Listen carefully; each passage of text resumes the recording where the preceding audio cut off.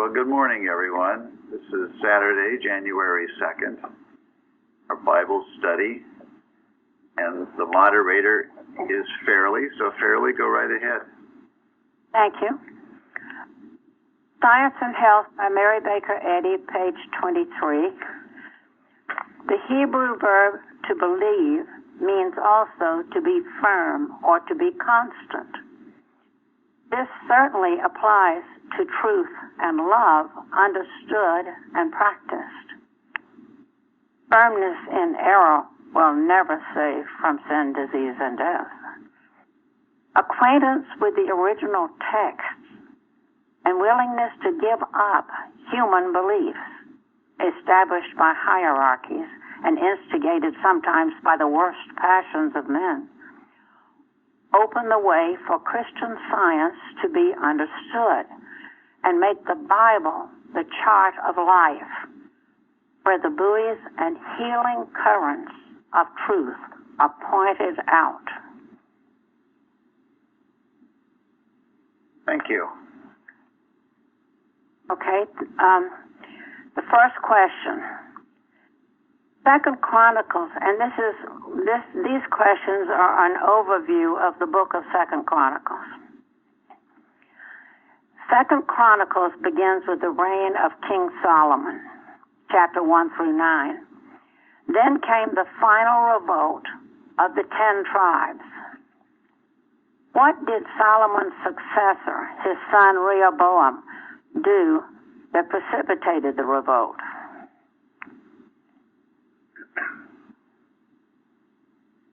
Well, the people, Israel, came to Rehoboam after Solomon's death to ask that he lighten the load and that they would serve him, that lighten the load that Solomon had put on them.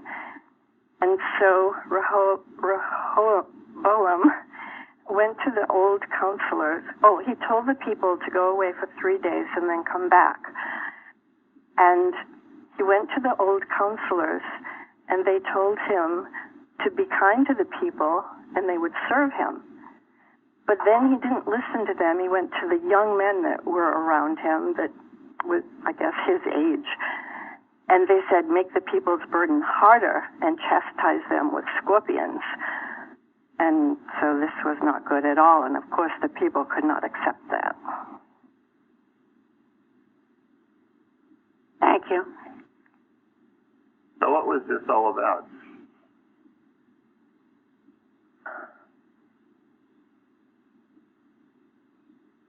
Solomon had built this huge temple. He'd built this huge city. He adorned it. I mean, he built all kinds of stuff. And he taxed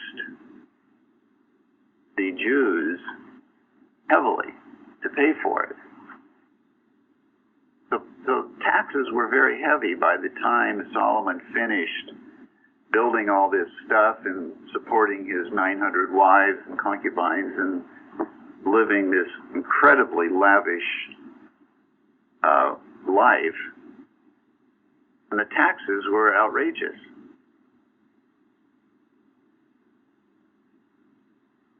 And his son comes along, obviously thinking that he's entitled, because he's Solomon's son. The elders came to him and said, listen, reduce our taxes.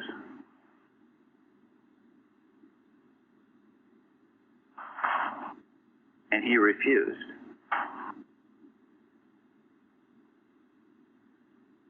It was a very arrogant attitude that he had. Not only he refused, but he was going to do even more.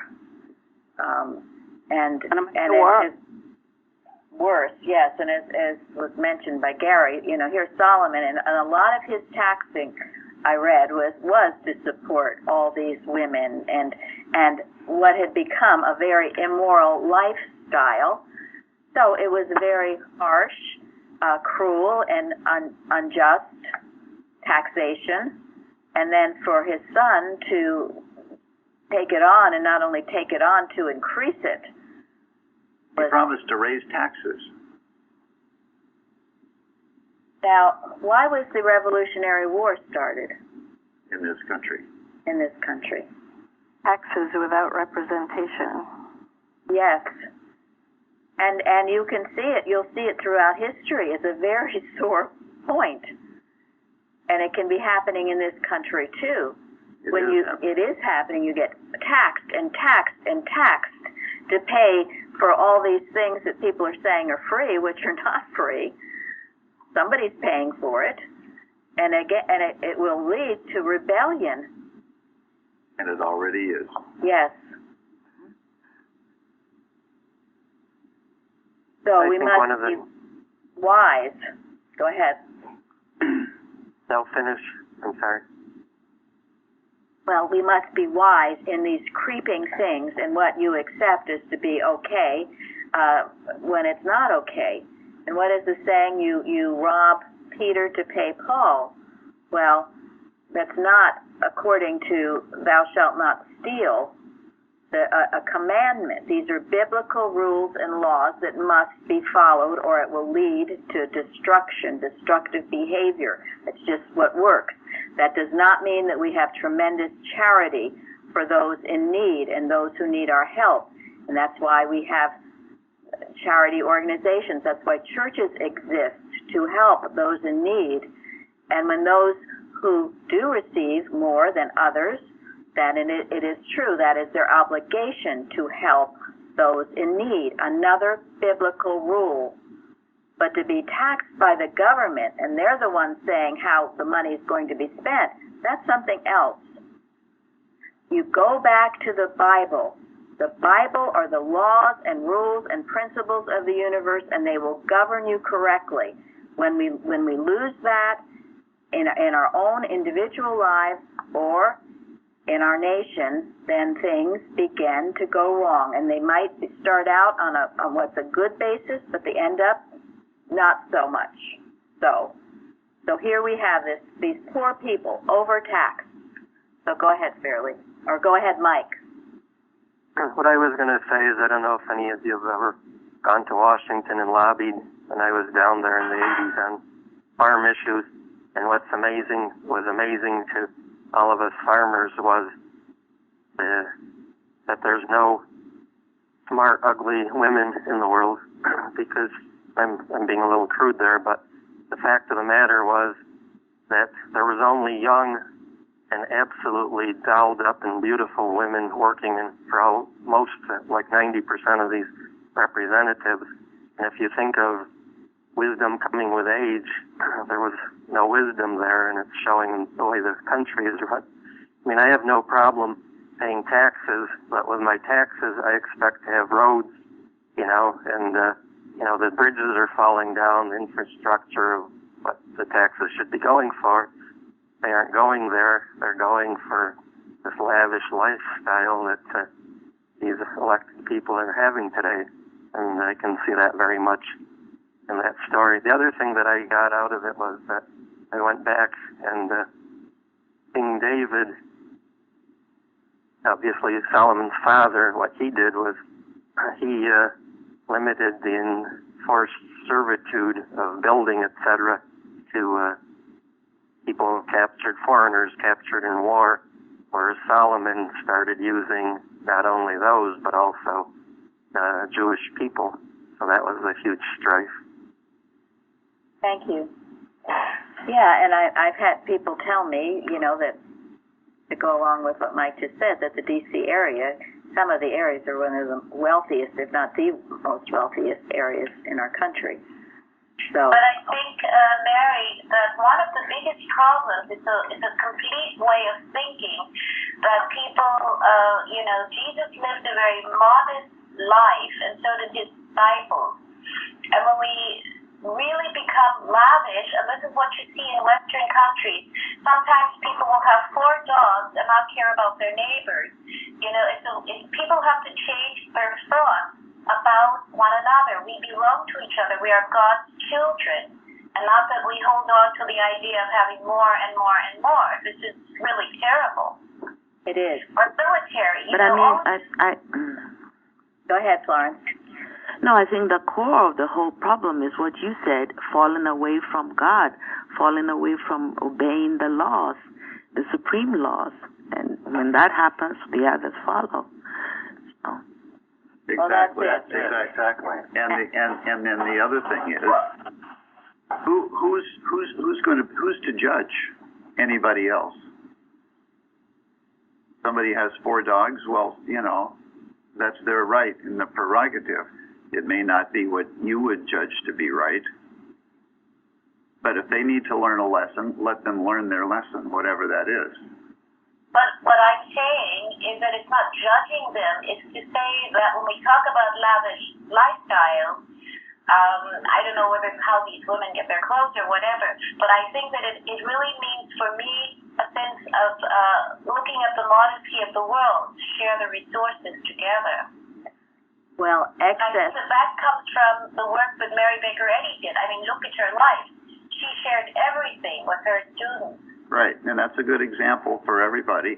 And there are hundreds, thousands, I would say, millions perhaps, of wealthy people in this country and in this world who share a great deal of what they have.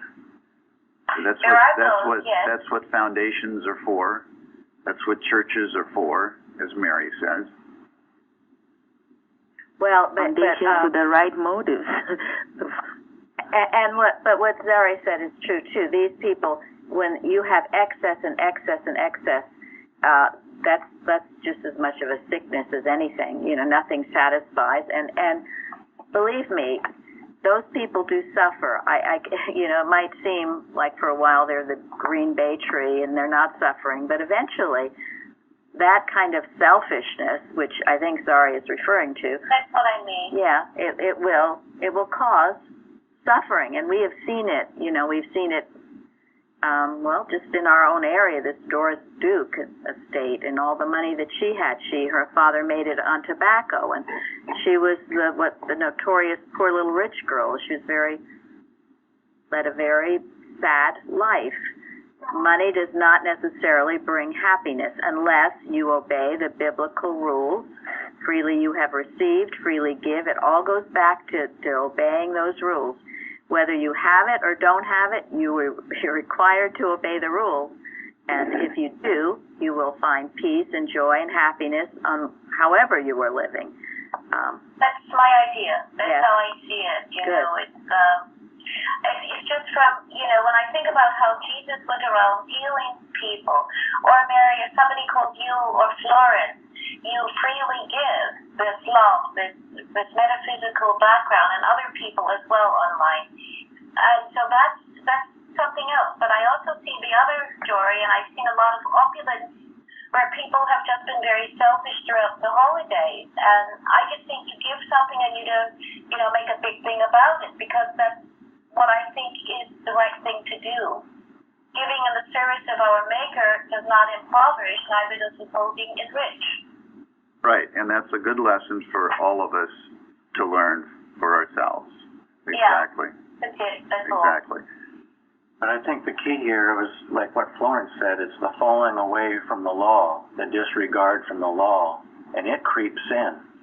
Remember, going back here to Solomon's time, this came in the footprints of the warning of Samuel to not even have a king.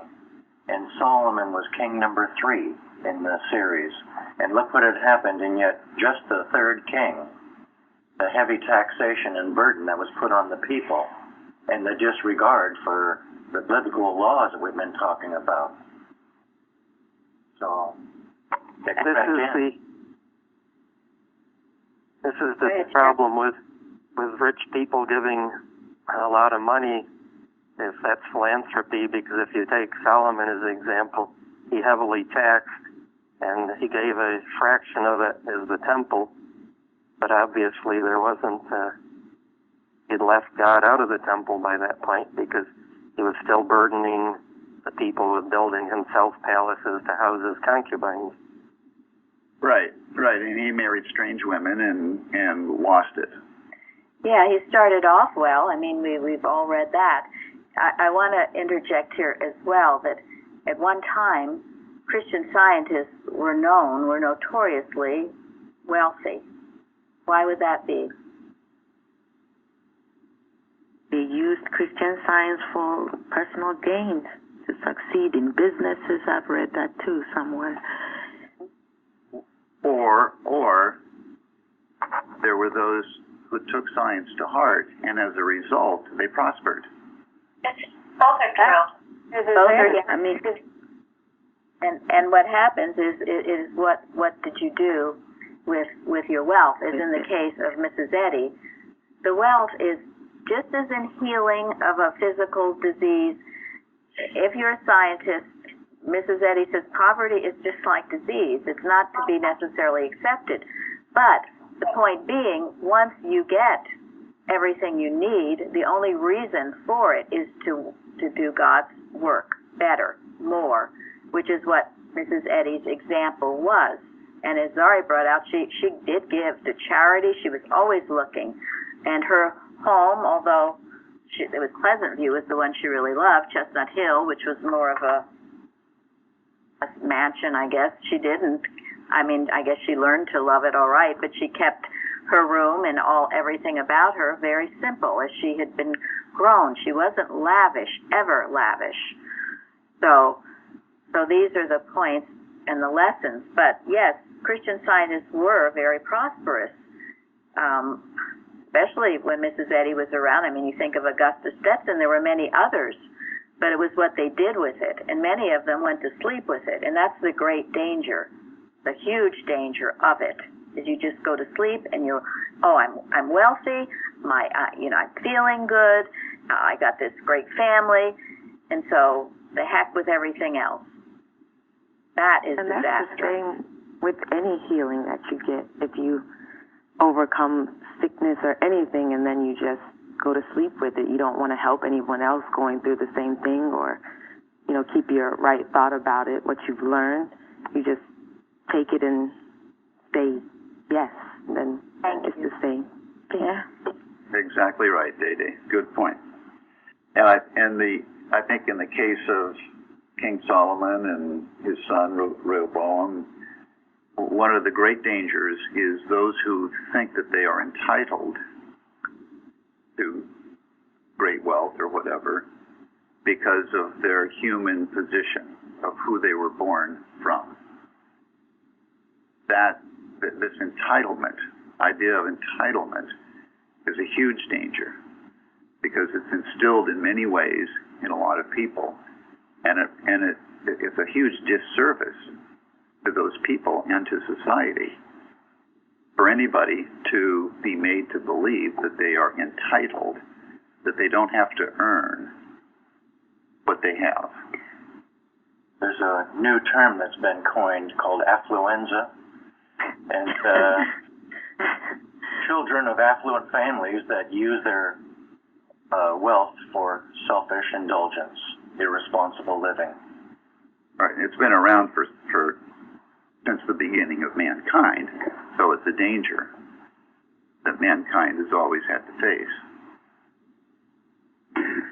Yeah, the idea of earning is very important, and those of you who have earned what you have know how important it is. For one thing, how can you learn gratitude if everything is given to you? Earning gives you a tremendous sense of worth, a tremendous sense of gratitude, a tremendous sense of what it takes to get anywhere in life. And Mrs. Eddy says, just as in every walk of life, it's work, watch, and pray. It's a requirement, and you'll feel so much better for it. And if you give everything to anybody, then they lose that benefit of earning it. And when you earn it, it's yours. No one can take it from you because you have demonstrated it.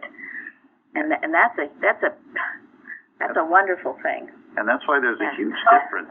There's a huge difference between a society in which those who have a lot give to others that are in need to help them along, and a society in which those who have a lot have what they have stolen from them by some central organization, a church or a government, And it can definitely be a church. And given to people whether they deserve it or not.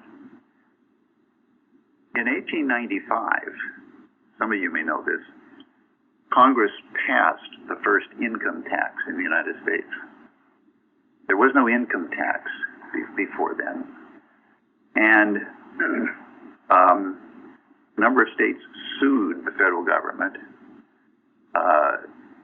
to reverse the law, and the Supreme Court of the United States ruled that the income tax was unconstitutional in 1895. Confiscation of property. It was the confiscation of property which the federal government had no right to do.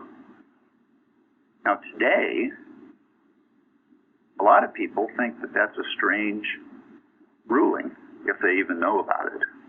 But why did the Supreme Court rule that, do you think? Well, I know, because if you don't pay your taxes, they take your property. Well, they ruled it at that time because they had a clear sense of the Constitution, the spirit of the Constitution, and they themselves had a conscience that they followed that wasn't encumbered by the ruling people in the government at the time. It's one thing for people who have a good income to give some of it back to society in one way or another, to their church, to people in need. It's another thing to have it stolen from them by a government and doled out in any way that the politicians want to do it. So think about it. There's a commandment, thou shalt not steal. And that's what it goes back to always, is the commandment. And the reason all of this is done is because people think of rich people being extremely greedy and not helping others. Therefore, you have to inflict laws to make sure that they do help others. And steal it from them. And, well, you know, that needs to be addressed too, because if the rich people do that and are greedy, they are not obeying biblical rules either, and they will suffer the consequences. There are rules that must be obeyed, and I think that is the bottom line in all of this. And they are biblical. They are not personal. They're not my rules. They're God's rules. And if you obey them, you will succeed and be prosperous. And if you don't, you will not. And you will suffer the consequences of your disobedience. You know, I think that's the point of what happened, was that a lot of the rich apparently did not say, let's say, so-called, obey the rules, So that's it. Well, that is true. They passed an amendment so that they could tax us, Rich people did say a lot of awful stuff, So some of them did. Some of them did. And a lot of poor people also said a lot of stuff. So what I want to say was that... Well, I think that I'm not going to get into. I think it's really there are many people who are rich who really give everything. Some people, are very they do things and you wouldn't even know they're rich except by what they're doing. They're rich in spirit as well. But some companies will, just employ to make their profits higher. They will get rid of some of their long, standing employees. So the profits go up, and that's not very spiritual or biblical. No, it isn't. So and it's not good business either. No. Because eventually their business will suffer, won't it? Again, it goes back. Suffer. Yes, they will suffer. So we've spent enough time, I think, on this question. Except Jeremy was going to say something. Let Jeremy. But okay.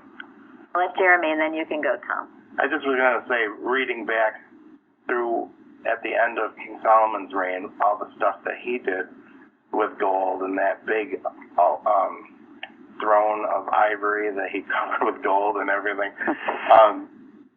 They obviously had way more than enough for the next king to consider taxing.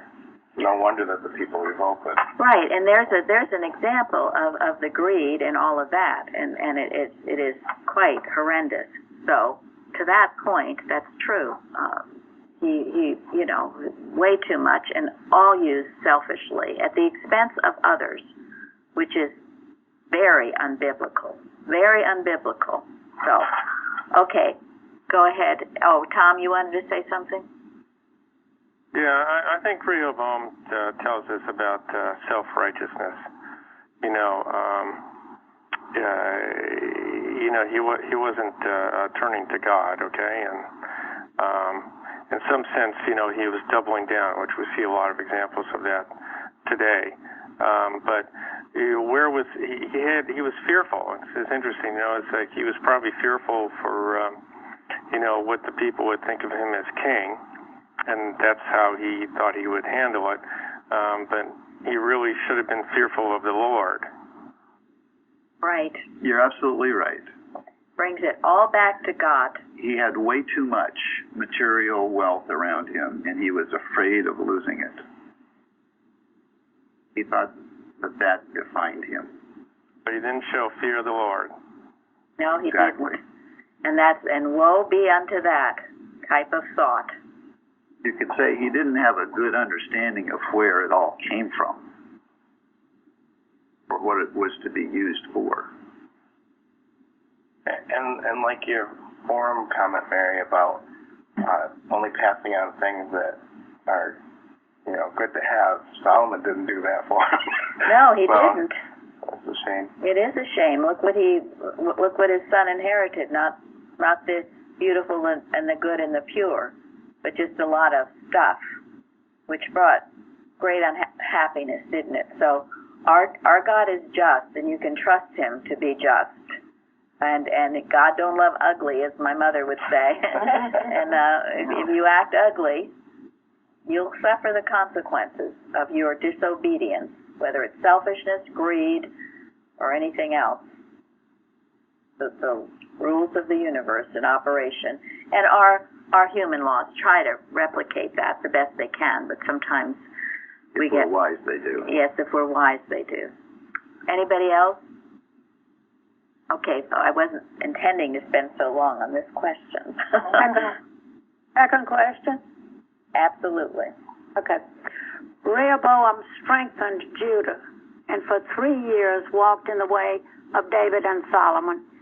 But he then forsook the law of the Lord. So Jerusalem was spoiled by the king of Egypt. What did Rehoboam and his leaders do so the Lord did not utterly destroy them?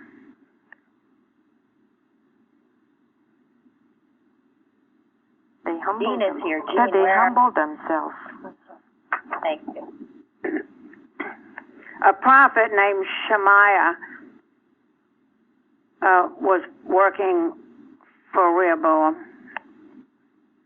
and he told them. Yeah, this was kind of an interesting experience, wasn't it?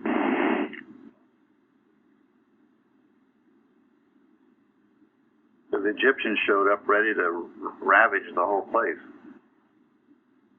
Yeah, they're the Israelis back involved with the Egyptians. Egyptians without number. Yeah. I thought it was interesting what actually happened there.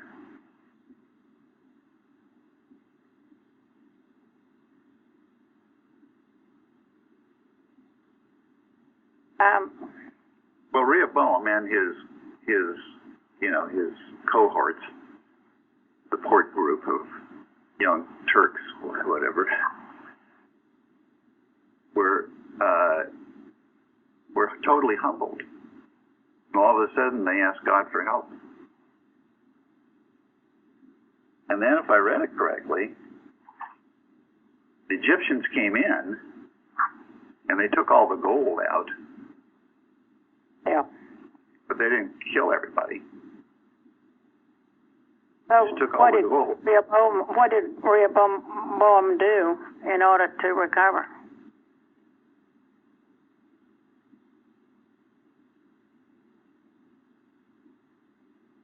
They made shields of brass. So that was funny. Had to be reduced from gold to brass.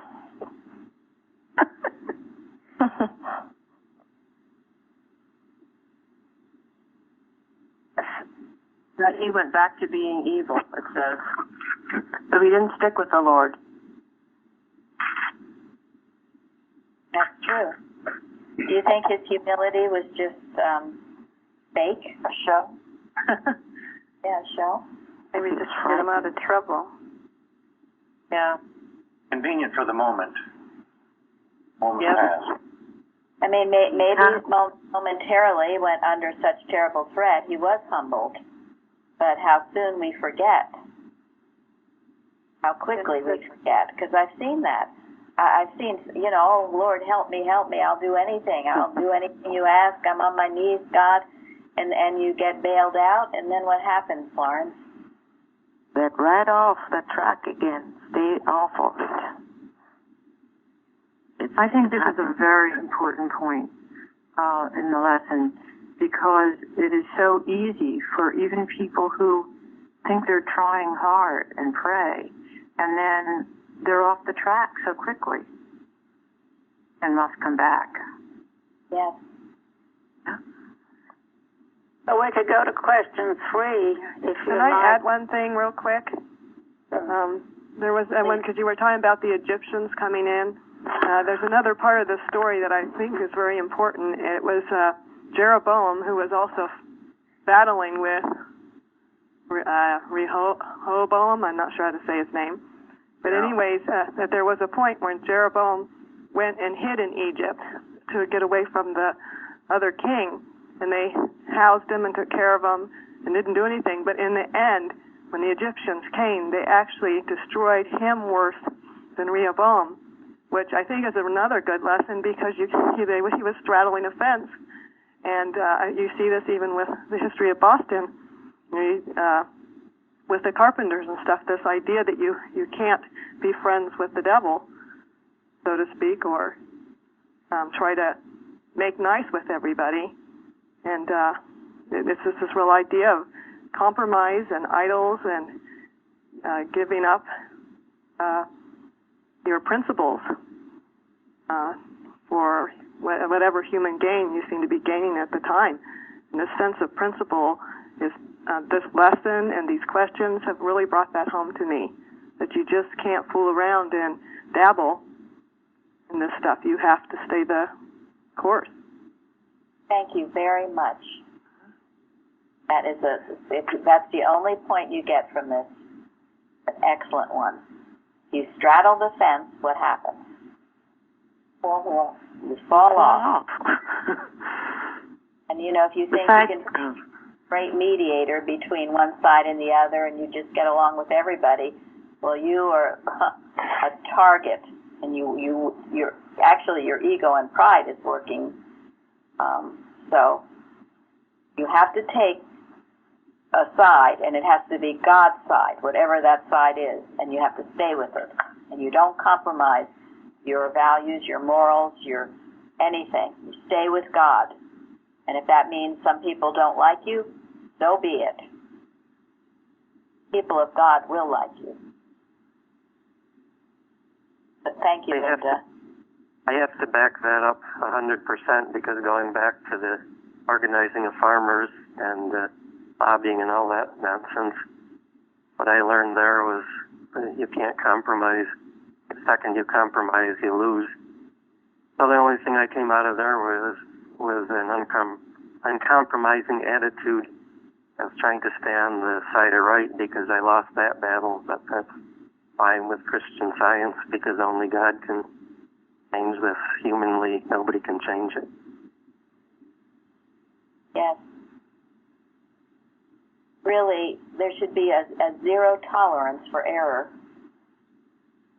You let a little in, and it brings all its friends. Also, you can't mock God, and we have to be sincere in our desire to seek Him and to, follow what we are to do in order to know Him more. Thank you.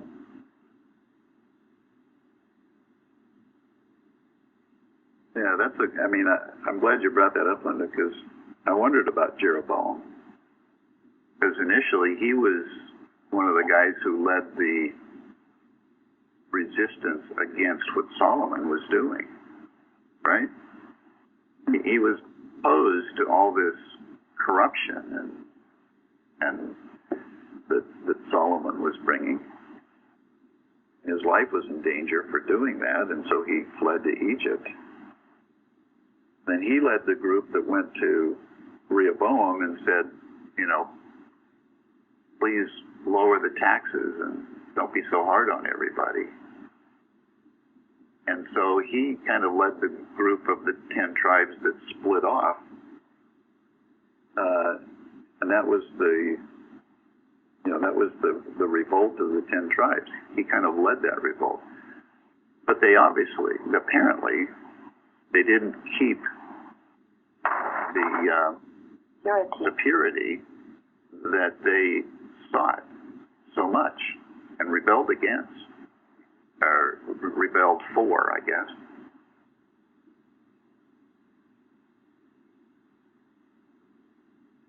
Because there's not much in here about what the 10 other tribes were doing in those days. It was all, what was going on in Judah mostly. Although you do see, there's one place that I think he was king of Israel, and they said all the kings there were corrupt. And I don't remember. I had a number. I don't have it now.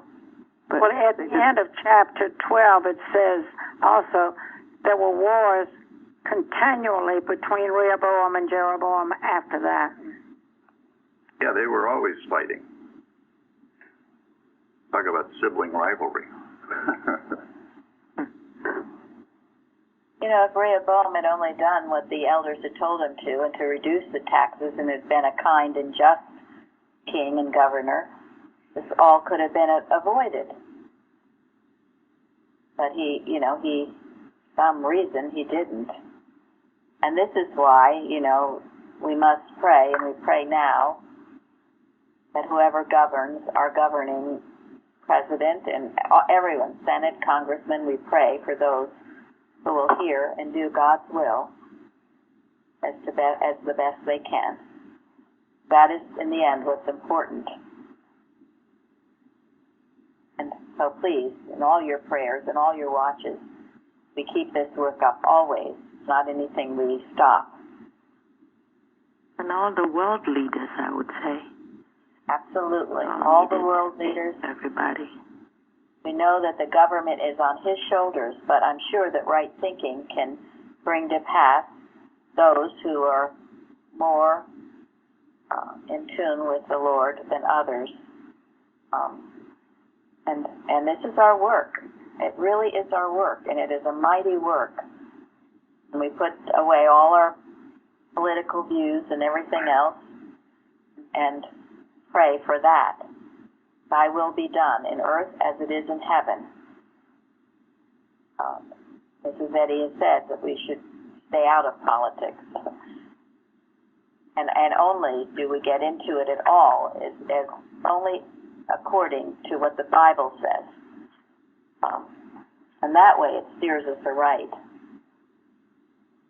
Another thing she said that was so appropriate, going on the law to talk about wealthy and whatever, she says to level wealth with honesty. Yes. That's the law of God, honesty.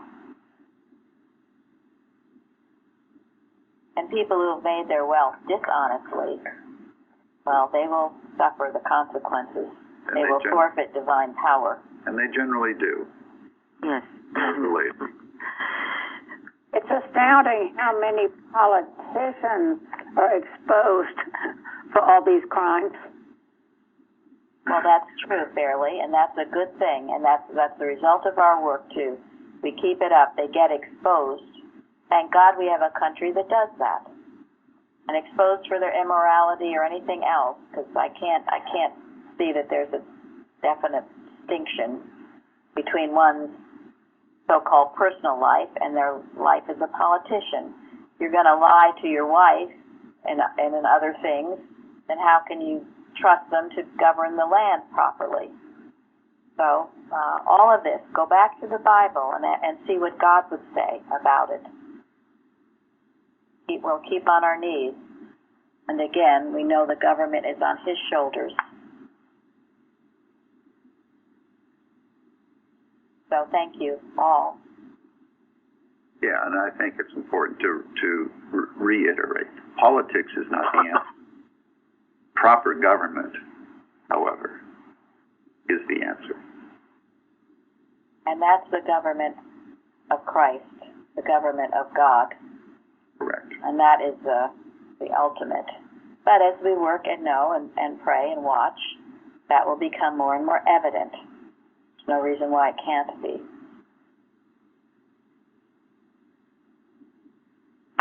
So, Fairley, how are we doing? Yeah, how are we doing, Fairley? Thank you. Number 3, the rest of this book tells of the succeeding kings of Judah, some who held to the Lord, and some who, quote, did evil in the sight of the Lord, unquote. I think it's wonderful the way the Bible distinctly points that out. So it's quite clear. They usually say who the person's mother was, and then they said he did what was right in the sight of the Lord, or he did evil in the sight of the Lord. Makes it very clear.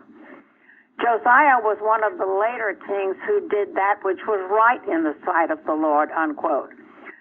Name some of the things he did to restore the kingdom for God.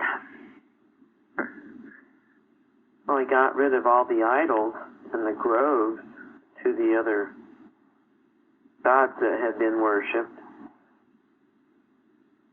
And he did it very, very strenuously. Yeah, I like the word purged. Purged, yes. Right. All these carved statues, these open statues, altars of Baal. Yeah, smashed the incense altars, poles, and burned the bones of those who had sacrificed on them. You know, once I watched one of these, I don't know what kind of TV show it was, but some awful things were going on. It was one of these supernatural type shows. Anyway, awful things were going on. It was discovered, that a witch had lived or something, but her bones had to be burned. And they had to burn the bones before this awful things were going on. Now, I'm sure that is based probably on this, and there's probably this belief. What is that? Maybe it's not really a mere belief. What does this represent, burning the bones? What is the spiritual interpretation of burning the bones? Destroying errors utterly, so that proving that it is non-existent, has no evidence, no power, nothing to support it, without a principle. Thank you. Destroying it utterly. And I mean, frankly, that's probably a superstition, but maybe, that, if there's any little remnant of it still around, well, take that for whatever it's worth. I would destroy it utterly.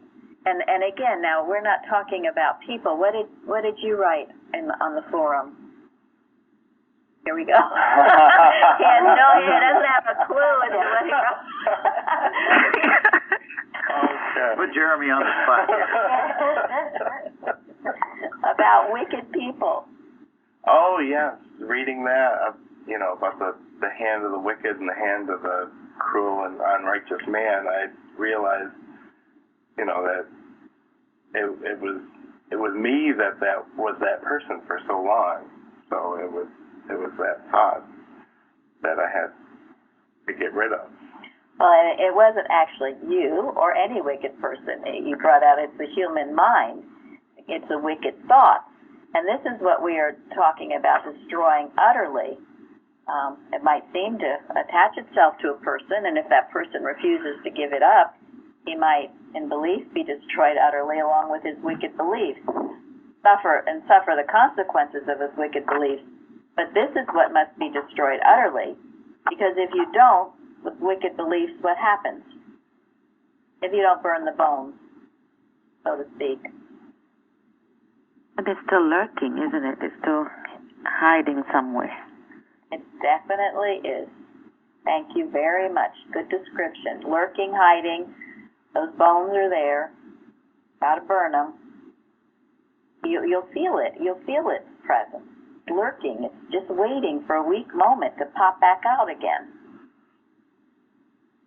And you burn them, by knowing their utter powerlessness, by knowing they're not of God.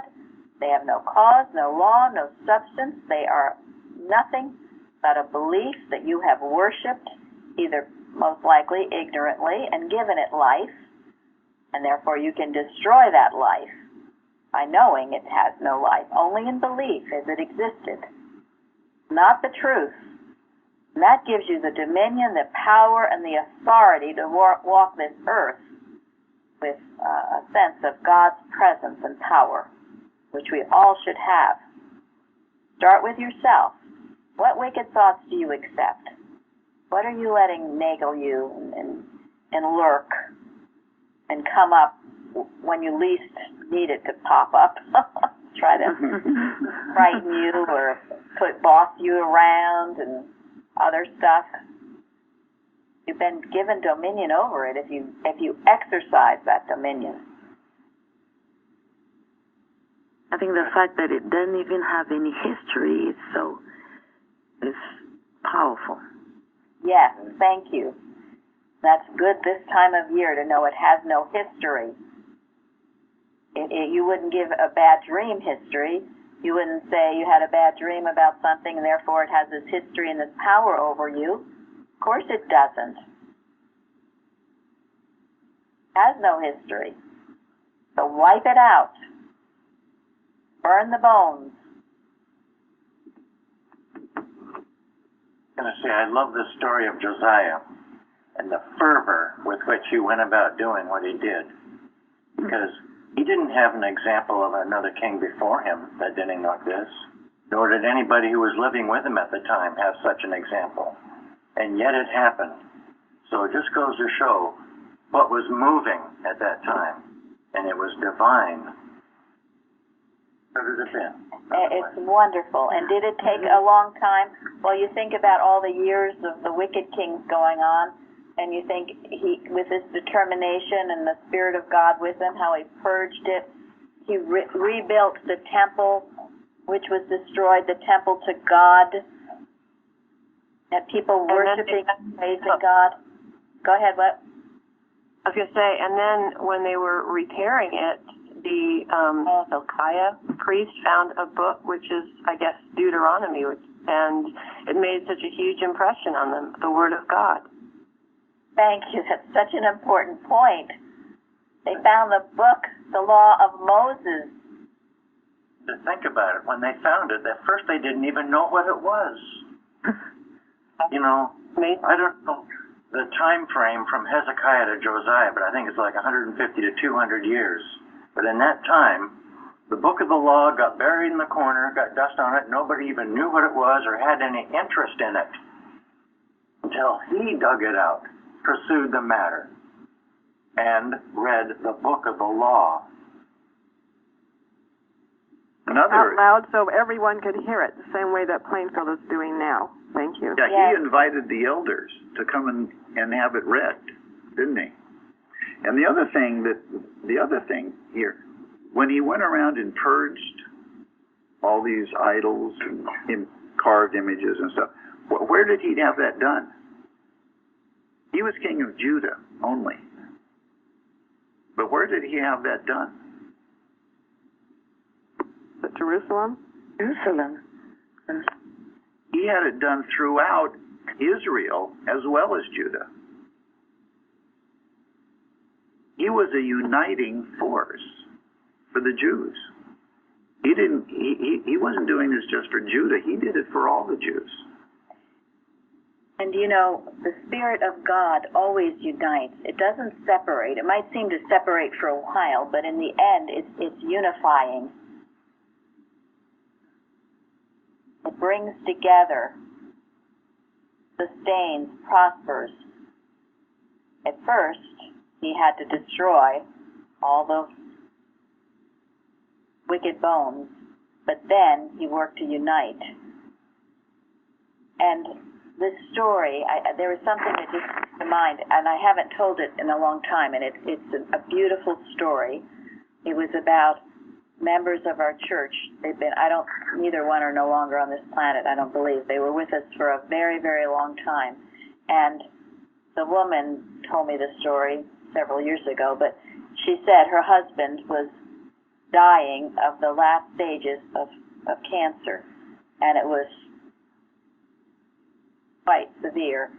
So one night they went to the reading room there, and I guess they had the keys to it.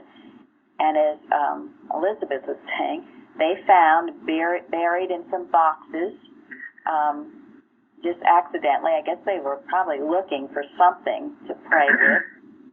Well, she found this copy of the Eustace book. They had never seen it before. I'm sure it was buried away because their church knew it was unauthorized literature. They were probably going to throw it out. And they took the Eustace book home, and they read in that, under factors of healing, the factors of healing a cancer. And her name was Mary Guilford. She lived in Idaho. They read that night, and they prayed with those truths. And in the morning, her husband's throat, which had been just terrible, was pink, normal, and natural. Everything had been completely healed by finding the truth in that book that had been buried away as unauthorized. And so it is here with the law of Moses, buried away, but their right desire, their purging of the enemy thoughts, and enable them to find that book intact and to reinstate it and to change their ravaged country, just as the Eustace book had healed this man overnight. That testimony is on our website. I gave it in one of my testimonies, and it's also written up. It was a beautiful testimony, and that dear woman and her husband had stayed with us for a long time, and that's really, she became an independent scientist. Think of what Josiah did when the builders found the book of the law of Moses. He rent his clothes. And then he invited all of the elders from all over, not just Judah, but Israel, to come and listen to have it read to them. And then decided to have a Passover. He took all the cattle that the king owned and gave it to everybody that needed something for their Passover. And he had a huge national Passover to get people back to God. You know, it's one thing to root out the wrong thinking. You know, it's one thing to rebuke your children for wrong action. But if you don't replace it with the truth, you don't replace it with a better thought, what happens? Seven worse devils come in. Yeah, you just leave an empty vacuum. And if you don't fill it with the truth, God knows what, you know, who knows what's going to come back in.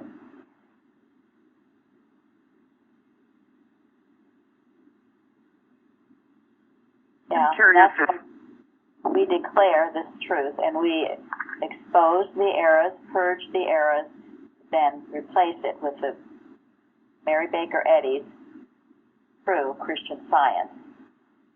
Who is speaking? Me. My question is whether I was reading 2 Chronicles 34 correctly, because first they burnt the bones of the, etc.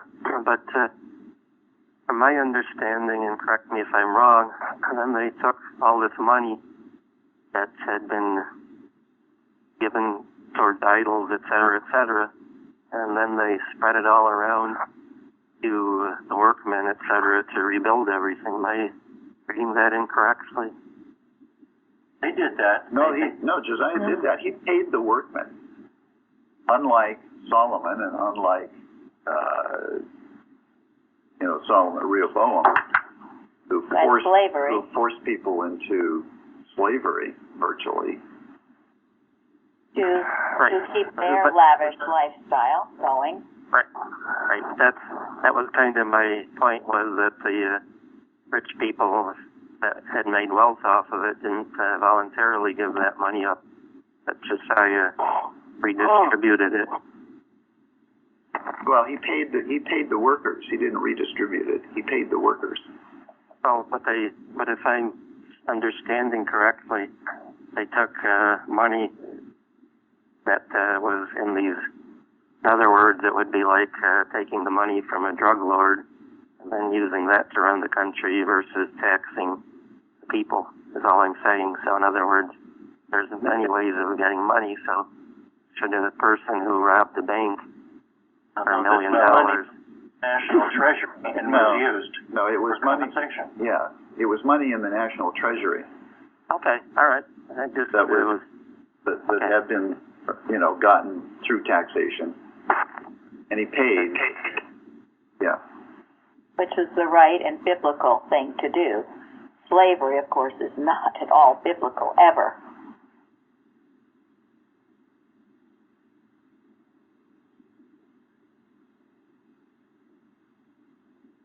How are we doing? We're getting close. We go on to question 4 now? Unless somebody's got something else on 3. Okay. One thing I did read, with Rehoboam, which I hadn't brought out, but one of the commentaries said it was one of the few places in the Bible where we learn pagan worship actually honors demons. It refers to 2 Chronicle 11:15. So that was pretty bad of Rehoboam, if they were honoring demons. They had altars for the demons. Okay, go ahead. Okay. Who was the prophet at the time of Josiah who mourned him at his funeral? Jeremiah. Yeah. And what happened to Judah after Josiah when his son and then his grandsons became king?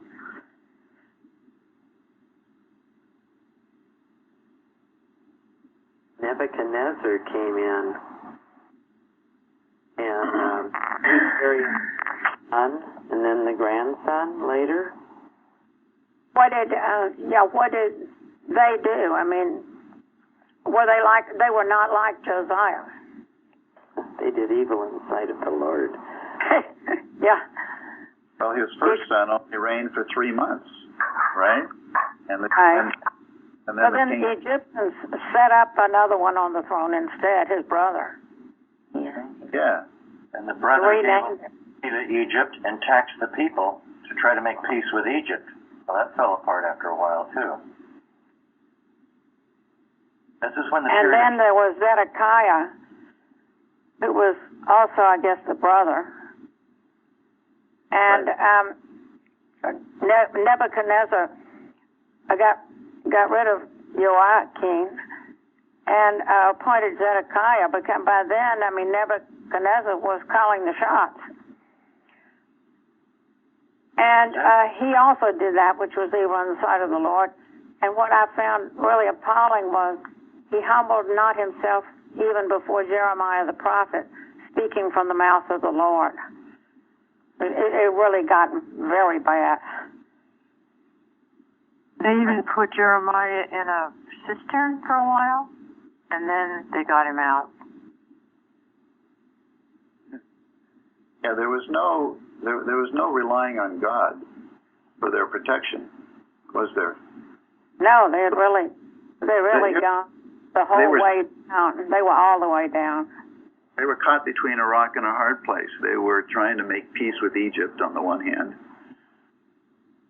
and then Nebuchadnezzar comes along and basically takes them into captivity, puts Zedekiah in charge, and poor Zedekiah, he screwed the whole thing, because he rebelled against both God and Nebuchadnezzar.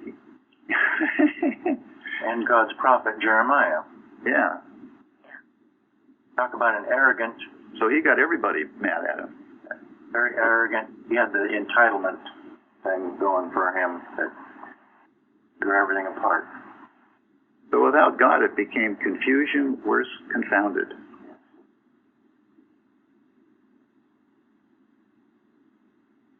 So also, it was after Josiah.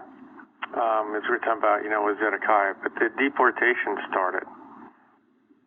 So there were 3 deportations, and the first one is when Daniel was taken back to Babylon.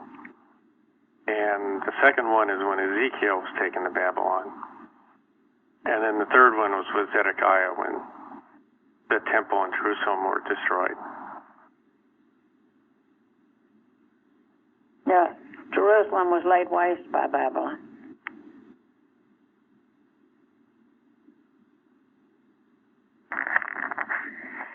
What did So the they had a prophet... lot of troubles after Josiah, if you think about it, Because their first king, as was mentioned, was only there for 3 months, taken back to Egypt, and then the next king, that's when the first deportation happened. And their troubles just kept going on and on. That's why if anybody ever complains about it's hard to obey God, honey, it's a lot harder not to.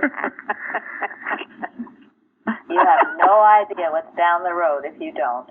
So don't give me that it's hard to obey God. It's not. That's just the devil talking. Look what happens. And it happens in your own life, and it happens as a nation. History repeats itself, they say. And this didn't happen all at once. No. I mean, there had been a falling away for several generations, hasn't there? Yeah, back and forth. Yeah. And I mean, look what happened when Rehoboam, even for a while, humbled himself before God. Things got better almost immediately. Humility has a tremendous power with it. But unfortunately, he didn't hold to it for very long.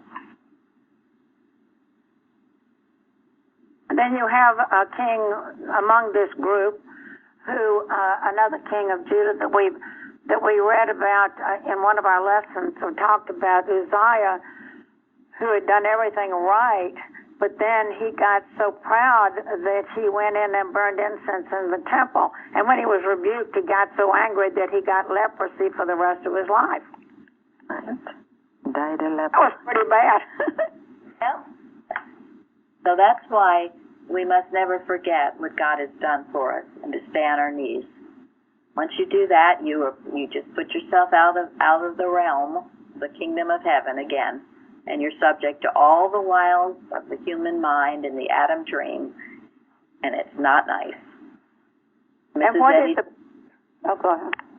Mrs. Eddy said that mortal mind has never been so kind to me that would make me want to linger in it. Amen to that. Okay, Fearless. And what did the prophet write to them at the time of their captivity?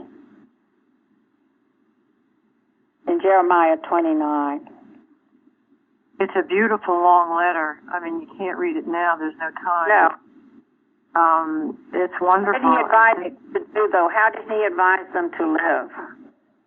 Eat the plant and have children and, where they were.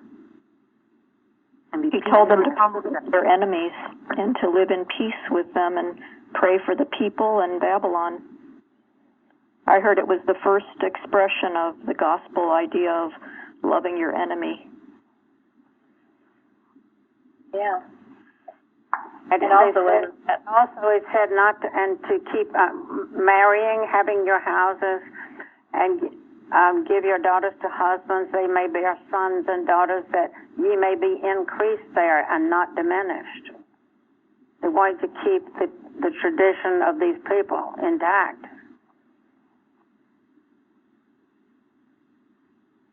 Yes, and that's very important that we pass it on to our future generations. And isn't that where he said to seek God with all his heart and soul? Or did I read something else? Anyway, Yes, he did. Then shall ye call upon me, to go and pray unto me, and I will hearken unto you, and will be found of you. This is our individual calling, to seek God, all our being, and if we do that, we will be found of Him. Just that we haven't. If you haven't found God, then you just haven't done this.